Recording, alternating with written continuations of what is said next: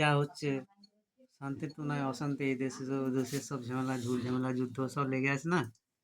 বিশ্ব তো শান্তি, এরকম করে প্রথমে এক দেশ তো যখন লাগবে তখন তো সব শেষ হয়ে যাবে। সবকিছু ধূলিসাৎ হয়ে যাবে।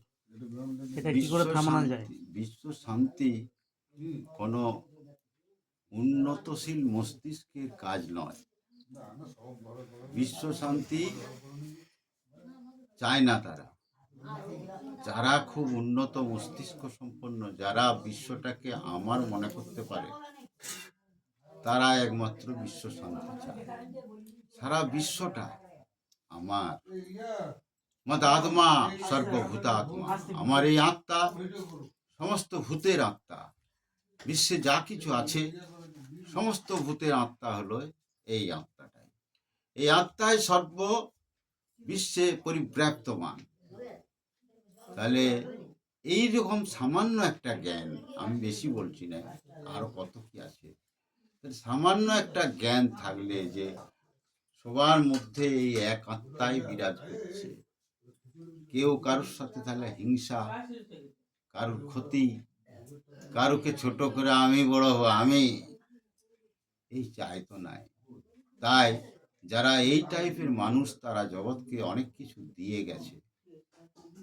আর এই যে ভূতগুলো এখন বলছে বড় বড় বাইডেন, বলছে জিনপিং, ভূত কোনো মানে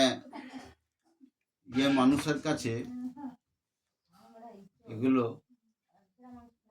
কাজ নয়। যারা উন্নতশীল মানুষ, যাদের জ্ঞান আছে, যারা সব জানে, তারাই জগৎকে ভালোবাসতে পারে। সে কে পারে? একমাত্র ঈশ্বর।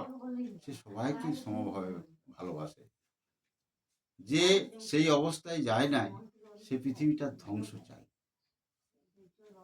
তারা ধ্বংস চায়, তাদের মনোভাব ভালো নাই। কেননা আমি স্বার্থপর, আমার সব হোক, আমার সব।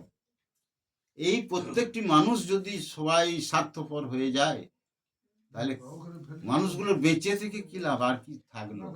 সবাই চিন্তা করছে যে আমিই বড় হই, আমারই ভালো হোক। এই চিন্তার থেকে তারা কোনো জগৎ কল্যাণকারী কাজ করতে পারে না।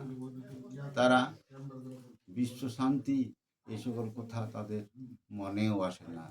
কেন আসে না? না, তাদের বিবেক নাই, তাদের নিজেরটার জন্য শুধু চিন্তা করছে। স্বার্থপরতা, আত্মকেন্দ্রিকতা, তাদের তারা কৃতজ্ঞও নয়। বিবেক যদি না থাকে, তাহলে কি করে মানুষ সাক্ষাৎ নাম পায়? পশুদের বিবেক নাই, কার গাছটা চলে যাচ্ছে, কার কি চলে যাচ্ছে, বাঘ কে মরে যাচ্ছে, আমি খাবো।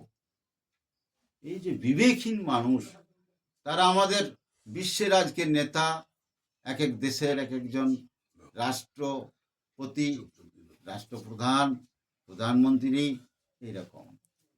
তাদের এখনো সেই ভাবই হলো নাই সারা বিশ্বটার জন্য কল্যাণ করার জন্য।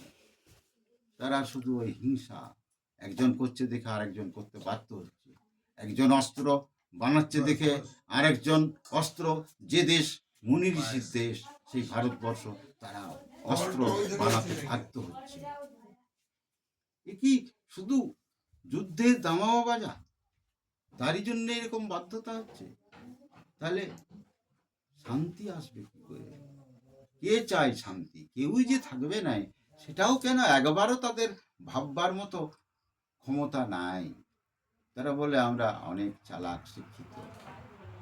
তাদের কিচ্ছু হয় নাই, তাদের মনুষ্যবৃত্তির স্ফুরণই হয় নাই, অর্থাৎ মানুষই হয় নাই।